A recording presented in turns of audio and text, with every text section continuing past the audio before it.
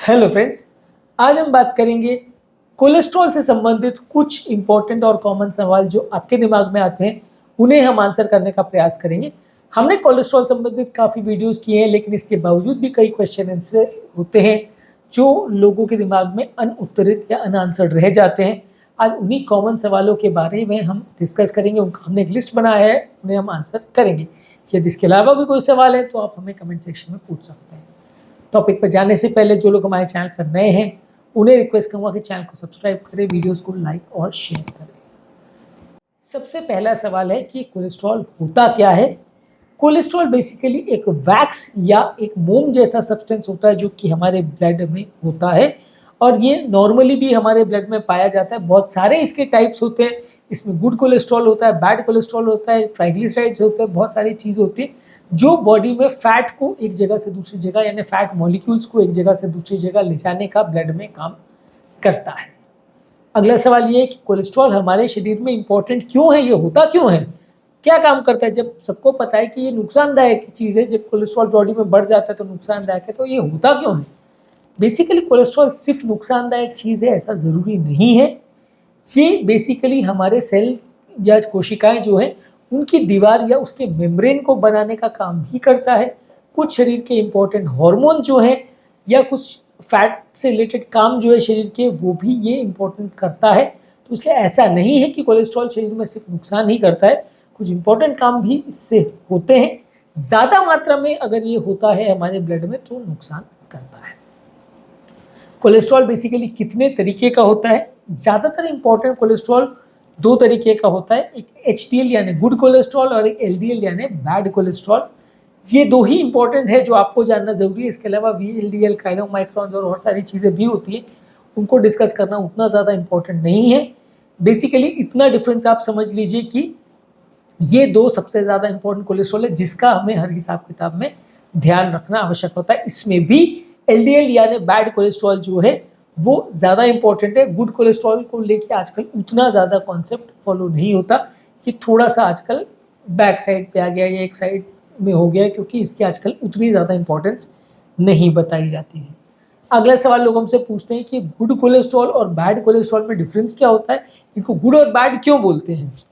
Basically good cholesterol का मतलब ये है कि वो HDL जो कोलेस्ट्रॉल होता है वो शरीर में घूमने वाले फैट या फैट पदार्थों को इकट्ठा करके पूरे शरीर में और नसों से इकट्ठा करके हमारे लिवर में लेके आता है, जहाँ पे कोलेस्ट्रॉल का पाचन होता है और नुकसान होने से ये बचाता है शरीर में। जबकि जो बैड कोलेस्ट्रॉल है वो लिवर से और पूरे शरीर में कोलेस्ट्रॉल को इकट्ठा करके नलियों में, कोशिकाओं में और जगह जगह ले जाके वहाँ पे डिपॉजिट कर देता है। यानी नली में जमा होने वाला कोलेस्ट्रॉल ज़्यादातर बैड कोलेस्ट्रॉल यानी LDL कोलेस्ट्रॉल से रिलेटेड होता है, और लिवर में जो वापस कोलेस्ट्रॉल को लाने का काम है ताकि वो नलियों में जमा ना हो, ब्लॉकेज ना करे, वो काम गुड कोलेस्ट्रॉल करता है। यानी जितना गुड कोलेस्ट्रॉल हो उतना फ़ायदा, जितना बैड कोलेस्ट्रॉल हो उतना नलियों में ब्लॉकेज ज़्यादा जमा होगा, उतना नुकसान ज़्यादा होगा। आइडियल लेवल्स कोलेस्ट्रॉल के क्या है। आइडियल लेवल ज़्यादातर हमें ये एम करना चाहिए कि LDL कोलेस्ट्रॉल यानी बैड कोलेस्ट्रॉल 100 मिलीग्राम्स पर डेसीलीटर से नीचे रहे। हालांकि हर एक व्यक्ति के लिए अलग अलग तरह का कट ऑफ होता है, अलग अलग रिस्क प्रोफाइल के हिसाब से होता है। जो बहुत यंग पेशेंट है, बिना रिस्क फैक्टर के है, उनको LDL कोलेस्ट्रॉल 160 तक भी आप अलाउ कर सकते हैं। उससे जैसे जैसे रिस्क बढ़ते जाता है तो हम उनको 130 से 160 के बीच में मेंटेन करते हैं। उससे और ज़्यादा रिस्क बढ़ जाता है तो हम 100 से 130 में मेंटेन करते हैं। बहुत ज़्यादा रिस्क वाले पेशेंट को 70 से 100 में मेंटेन करते हैं। और जिनको ऑलरेडी हार्ट अटैक आ गया है या जो डायबिटिक लोग हैं, बहुत ज़्यादा हाई रिस्क है, जिनको बिल्कुल ही आप इग्नोर नहीं कर सकते, उनका LDL कोलेस्ट्रॉल को 70 के भी नीचे रखते हैं। अब ये कैसे कैलकुलेट होगा कि किसको ज़्यादा रिस्क है, किसको कम रिस्क है, ये है अगला सवाल। ये कैलकुलेट करने के लिए यूरो स्कोर पर हमने हमारे चैनल पर वीडियो किया था। यूरो स्कोर एक बेसिकली एक सिंप्लीफाइड स्कोरिंग सिस्टम है जिसमें अलग अलग तरह के पैरामीटर्स को लेके एक स्कोर बनाया जाता है। उसके बेसिस पे प्रेडिक्ट किया जाता है कि इस पर्टिकुलर व्यक्ति को 10 सालों में हार्ट अटैक आने का कितना चांस है लगभग परसेंटेज में, और उसके बेसिस पे जो ज़्यादा रिस्क वाले पेशेंट हैं उनको हाई रिस्क कैटेगरी में रखा जाता है, उनका LDL का कट ऑफ लो रहता है। जो लो रिस्क कैटेगरी में जिनको हार्ट अटैक आने का या प्रॉब्लम होने का चांस कम है, उनको LDL कट ऑफ हाई रखा जाता है, मतलब उनको थोड़ा ज़्यादा छूट दी जा सकती है। इसके अलावा HDL कोलेस्ट्रॉल का क्या कट ऑफ है। HDL कोलेस्ट्रॉल ज़्यादातर मेल पेशेंट्स में 40 से ऊपर यानी 40 मिलीग्राम्स पर डेसीलीटर से ऊपर, और फीमेल पेशेंट में 50 मिलीग्राम्स पर डेसीलीटर से ज़्यादा होना चाहिए। टोटल कोलेस्ट्रॉल लेवल्स 200 मिलीग्राम्स पर डेसीलीटर से कम होना चाहिए। एक जनरल वेग आइडिया है, हालांकि एलडीएल कोलेस्ट्रॉल का कट ऑफ अलग अलग केसेस में वेरी कर सकता है। अगला सवाल लोग हमको पूछते हैं कि बैड कोलेस्ट्रॉल यानी एलडीएल कोलेस्ट्रॉल को कम कैसे किया जाए। बेसिकली बैड कोलेस्ट्रॉल को कम करने के लिए आप हेल्दी डाइट रखें, हार्ट हेल्दी डाइट रखें, रेगुलर एक्सरसाइज करें, स्मोकिंग बंद करें, और ज़्यादा अगर कोलेस्ट्रॉल लेवल्स है तो उसके लिए फिर मेडिसिन लेना पड़ेगा। एलडीएल कोलेस्ट्रॉल संबंधित, एचडीएल कोलेस्ट्रॉल और ट्राइग्लिसराइड संबंधित डाइट एक्सरसाइज पर हमने ऑलरेडी काफ़ी सारे डिटेल वीडियो किए हैं। हमारे चैनल पर डिस्लीपीडियमा का पूरा प्लेलिस्ट है जिसमें ये सारे ही आपको डिटेल वीडियोज़ में मिल जाएंगे, तो उनके डिटेल में बहुत ज़्यादा नहीं जाऊँगा, आप उनको अलग वीडियोज़ में चेकआउट कर सकते हैं, तो वहाँ आपको सारा डिटेल्स मिल जाएगा। आज बेसिकली इतना समझ लीजिए कि अच्छी लाइफस्टाइल रखना, तेल ही कम रखना, हार्ट हेल्दी डाइट लेना, रेगुलर एक्सरसाइज करना, स्मोकिंग कम करना, व्यसन नहीं रखना, ये सारी चीज़ें हमारे कोलेस्ट्रॉल लेवल्स को या बैड कोलेस्ट्रॉल लेवल्स को कम करती है, और इसमें कम नहीं होता है तो फिर मेडिसिन की ज़रूरत पड़ती है। अगला सवाल लोग हमसे पूछते हैं कि कौन कौन से खाद्य पदार्थ हमें लेने चाहिए जिससे हमारा कोलेस्ट्रॉल लेवल कम होगा। इसमें फ्रूट्स, वेजिटेबल्स, होल ग्रेन्स यानी वो ग्रेन्स जिनके ऊपर का हस्क या उनका जो चारा होता है वो निकाला नहीं जाता, उस जैसे ब्राउन राइस है, होल व्हीट है, ओट्स, बार्ली, क्विनोआ है, ये सारी चीज़ों में हस्क ऊपर से रहता है तो ये फाइबर कंटेंट ज़्यादा होता है। इसके अलावा फैट फ्री प्रोटीन्स और हेल्दी फैट्स जैसे कि ऑलिव ऑयल जिसमें ओमेगा 3 फैटी एसिड्स और अनसैचुरेटेड फैटी एसिड्स ज़्यादा रहता है, इनको हमें ज़्यादा खाना चाहिए। और सैचुरेटेड फैट्स, ट्रांस फैट्स, ये सारी चीज़ों को हमें कम रखना चाहिए।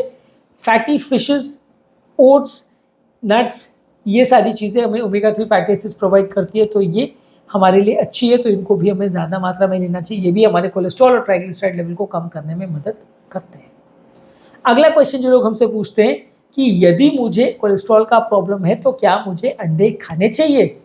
अंडों में जो येलो पोर्शन होता है उसमें कोलेस्ट्रॉल कंटेंट ज़्यादा होता है। काफ़ी इसमें कंट्रोवर्सी है कि जो अंडों का येलो पोर्शन है उसको काफ़ी लोग कहते हैं कि वो बैड कोलेस्ट्रॉल को इतना नहीं बढ़ाता, उसको सेफली खाया जा सकता है। इन गाइडलाइंस ये रिकमेंड करती है कि जहाँ तक पॉसिबल है अंडे का पीला पोर्शन को आप अवॉइड करें तो ज़्यादा अच्छा है। मैक्सिमम ये माना जा सकता है कि आप हफ्ते में 1 से ज़्यादा पर डे से ज़्यादा ना खाएं, मैक्सिमम 7 पर वीक खा सकते हैं। हम तो वैसे कम ही रिकमेंड करते हैं, हम रिकमेंड करते हैं कि मैक्सिमम हफ्ते में 1-2 अंडे से ज़्यादा मत खाएं। एक अंडे में लगभग 6 ग्राम कोलेस्ट्रॉल रहता है। यूजली ये डेली डाइटरी रिकमेंडेशन जो है उससे काफ़ी ज़्यादा है, और इसको ना ही खाएं या जितना कम खाएं तो अच्छा है। पीला पोर्शन आप अवॉइड करिए, अंडे का सफ़ेद पोर्शन आप जितना ज़्यादा खाएंगे उतना अच्छा है, उल्टा फ़ायदा करेगा।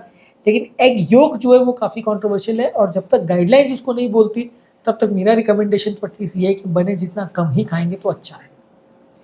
अगला सवाल जो हमको लोग पूछते हैं कि क्या एक्सरसाइज करने से कोलेस्ट्रॉल लेवल कम होता है।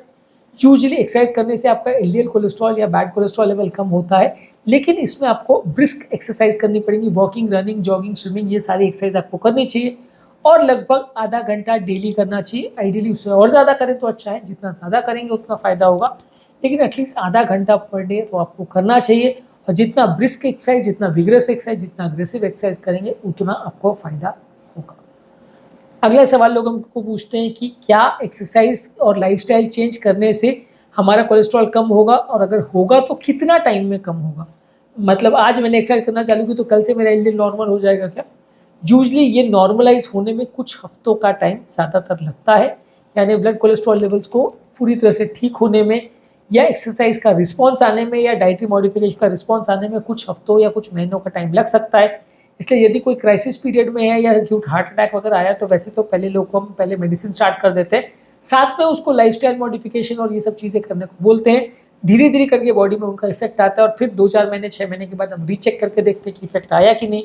यदि इफेक्ट आया तो हम दवाओं का डोजेस कम भी कर सकते हैं, यदि इफेक्ट नहीं आया तो फिर दवाएं कंटिन्यू रखी जाती हैं। कुछ लोग हमें पूछते हैं कि क्या कुछ ऐसे नेचुरल सप्लीमेंट्स आते हैं जो हमारी कोलेस्ट्रॉल लेवल्स को कम करते हैं, और ये कितने इफेक्टिव हैं। देखिए, एडवर्टाइजमेंट्स तो बहुत सारे आते हैं, लेकिन प्लांट स्टीरॉल्स, सोल्यूबल फाइबर्स और फिश ऑयल, ये सप्लीमेंट्स जो आते हैं ये हमारे कोलेस्ट्रॉल लेवल को कम करते हैं। बहुत ज़्यादा इफेक्टिव नहीं होते, और ऐसा नहीं होता कि इनको 2 चम्मच खा लिया तो हमारे एलडीएल कोलेस्ट्रॉल बिल्कुल नॉर्मल हो जाएगा और दवा की ज़रूरत नहीं पड़ेगी। ऐसा नहीं है, ये कुछ हद तक फ़ायदा करेंगे, दवाओं के साथ इनका प्रयोग किया जा सकता है, लेकिन ये बहुत ज़्यादा इफेक्टिव नहीं होते। इसके अलावा बहुत सारे हर्बल सप्लीमेंट्स और ये सारी चीज़ों की बात की जाती है, अलग अलग तरह के एक्सट्रैक्ट्स की बात की जाती है। इनके बारे में कोई क्लियर कट डेटा अवेलेबल नहीं है और इसके बारे में हम बहुत कोई स्ट्रॉन्ग रिकमेंडेशन नहीं कर सकते, क्योंकि इनके सारे डेटा जब तक अवेलेबल नहीं है तब तक हम एग्जैक्टली कह पाना हमारे लिए भी मुश्किल है कि उनसे लोगों को फ़ायदा होगा भी या नहीं, और अगर होगा तो कितने दिन में होगा और कितना ज़्यादा होगा और दवा की ज़रूरत पड़ेगी या नहीं, वो कह पाना मुश्किल है। इसलिए हर्बल एक्सट्रैक्ट्स के बारे में कुछ ज़्यादा कमेंट करना मुश्किल है। इनका इफेक्ट थोड़ा कंट्रोवर्शियल है, इनको थोड़ा कम ही रखें तो ज़्यादा अच्छा है। अगला सवाल जो लोग हमको पूछते हैं कि यदि मेरा कोलेस्ट्रॉल लेवल ज़्यादा है तो क्या मुझे मेडिसिन लेना चाहिए और ये मेडिसिन से नुकसान क्या होता है।